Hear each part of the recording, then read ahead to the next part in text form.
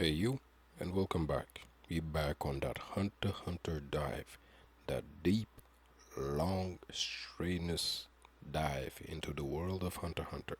More specifically, into the world of the Succession War. But for a change this time, we're actually going to be talking about characters that are actually popular in Hunter x Hunter. The constantly horny, barely hetero, hasty Harlequin, hisoka. Do not get me wrong, this is still a video about speculations and theories. None of this is proven, none of this happened in the manga, but all of this is highly probable. And what's better than highly probable when you ain't got shit to back it up, nor break it down? I'll tell you what, nothing. As long as you don't drop a new chapter, this is your Bible, this is your Hunter x Hunter, and this is your new truth. Well, anyway, enough dilly dallying. Let's get to the meat of the subject and leave the bones to the dogs. Hisoka came back to us as a cinephile instead of a Drake practitioner, or so we thought, because turns out bad habits die hard or hardly die as we catch up to the magician sitting at the table with the same cards in hand, or should I say, with the same cards in mind, playing a risky game and thinking of what drives him to those lengths. But we are not here for the heartache business or any of that sentimental business, at least not yet. No, we are here for the business that brought him to these heights, among the wealthiest of the wealthy of Kakin. Because you see, although Hisoka was on the boat, he was nowhere near the bottom feeder lines. No, he was waiting at the very top, biding his time. And that brings us to the true question here. What the fuck is he doing up there? Last time we checked in with the real Hisoka, he left Shalnak hanging, literally. And I don't doubt that in those moments before the killing, he actually got all the information he needed on where to catch up with the spiders. But the means here is what is surprising. I'm not saying Hisoka is a brokey, but I'm saying that he is reaching to the top with people we might be more familiar with than we think. And that is today's topic, which king brought a jester to the court. Cause you see, although tier 2 might be an understandable expense for the jester, we actually find Hisoka on tier 1, precisely the casino area in tier 1, which is so private that it's not so much so about wealth. It has to do about the status, especially the status in the Kakin kingdom. And so it definitely seems more like an invite within the private society of Kakin rather than an invasion of the place by Hisoka. But then who invited this jester to this bloody fest? Could it be one of the princes? Really likely.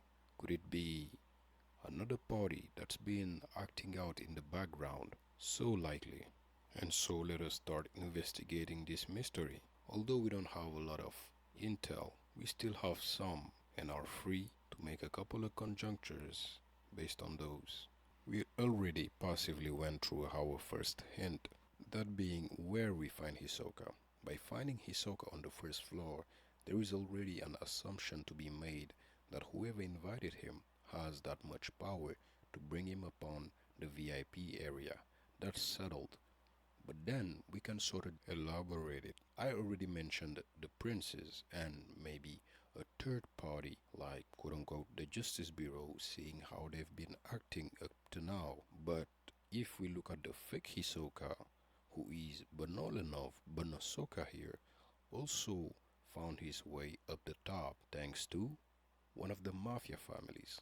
So that just opened up the scopes of who has access to this private area, to the point that we understand that even mafia has access to tier 1.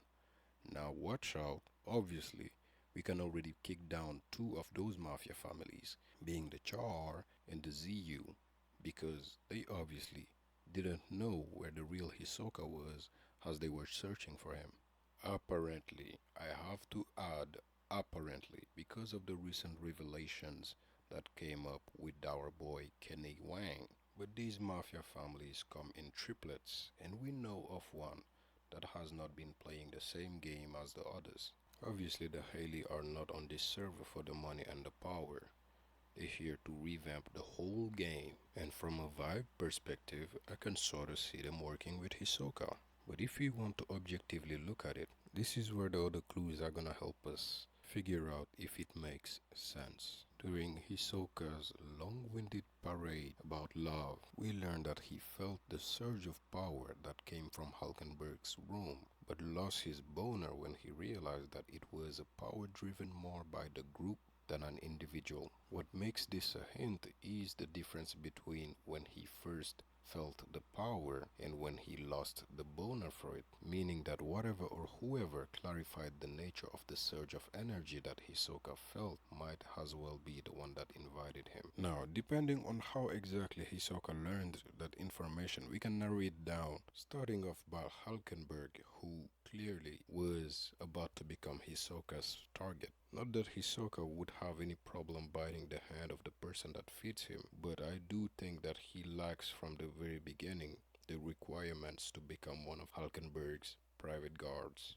By that same logic, disqualifying himself from being a Benjamin guard or a Camilla guard. I might even have to say disqualifying himself from being a guard for the fourth prince. Basically all the princes who have a specialized private guard and had no requirements for a hunter at least. But then it also means that most of those princes, seemingly not knowing about Nen, couldn't be the ones who let Isoka know that the power he felt came from an Nen beast being conjoined, meaning he either went to see for himself what all that power was about, or he learned it through other means. To be honest, I'm leaning more towards option 2, since option 1 is very unlikely given the tense situation on tier 1, but option 2 encompasses a lot of ways that could have happened, but among them there is one simple way to have deducted all of this up to now at least, and that would have to do with the Nen class that conjoined a lot of people in the same place talking and learning about Nen, but also exchanging information knowingly or unknowingly. And you might have already picked up on this, but yes, this is a Bellarenta is Hisoka video. And don't get me wrong, I've never been a pure fan of the theory. I've not believed it all the way through, but there were things that seemed right about it. But then now it feels true, it feels even more accurate. And let me explain to you why. Because even beyond the fact that Isoka is in a Nen class learning more about all the princes and even the two soldiers of the fourth prince that did learn about Nen but unlocked their Nen by accident, quote unquote, and therefore Hisoka learning that maybe this is not the type of Nen he wants to interact with. There is also the fact that Hisoka is free. Free in the sense that he has a lot of time on his hands, enough to be going to the casino, and if you're a royal private guard, there is just no way for you to be that free, to be able to move around that much, or even to be going to the casino, even more so. But what if you are a royal guard that doesn't have access to his room anymore? What if you are stuck out of the room and so you are sort of free to go about your day? And that's exactly the situation that Bellarenta is in. But don't get me wrong, although I say that, there are multiple ways this can play out, and I'm gonna tell you about another one that is actually quite simple. Let's get into it. If he's not associated with Prince Miriam, he probably is associated to something or someone like Morena, a third party. Morena is the clear third party that we see moving along in the succession war. But there is also the other party that is pretty much a fourth party, I guess. You can't really call her a third party, but she is, or they are, the Justice Bureau, and the Justice Bureau has been moving kinda sus. Now, are they completely with Morena, or are they partially with Morena? Is something that we have to debate on a later date.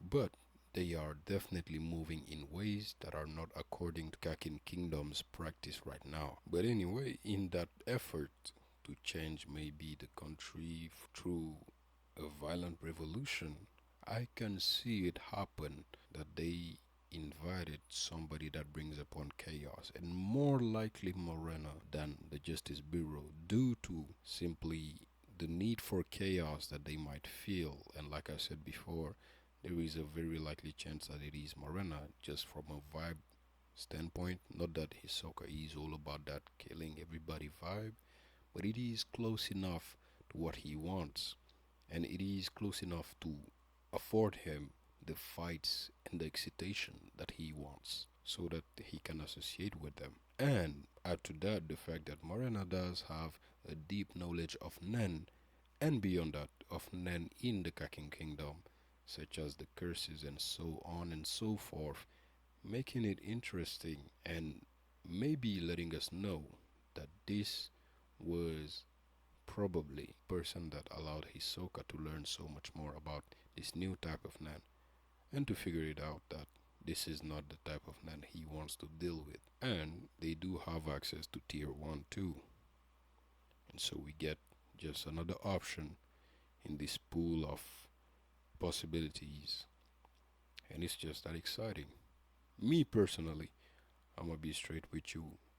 I really think that this might be the work of the Bellerente game. The Bellerente is Hisoka train is actually rolling pretty fast. It's rolling pretty strong, and I've not just based on emoticons, but I do think that just by the position he has right now, and by the status in which Bellerente is standing, he is most likely the one that is Hisoka. And I can see it that he was looking forward to going to the NEN class to see people with potential, so that in the future he can afford to get some more excitation. That's how I see it. And I think that's a great place to stop it. It was a bit convoluted, but I had to go into some of the details. Obviously, I missed out on a whole lot, but I had to explain at least or do a general observation of what I think is happening or why Hisoka is on tier 1. Add to that the simple fact that probably, in the most likely sense, I think it was simply a judgment that Hisoka made after seeing one of the princes have an end beast, then having the conclusion that, yeah, maybe this power is not just from the person themselves, this might be the work of an end beast. And it's a likely scenario, but I can see it being exciting in the future as we find out that he is with one of the princes, and shit is truly about to go down. Thank you for the watch. Hope to see you again. And that's it. Bye bye.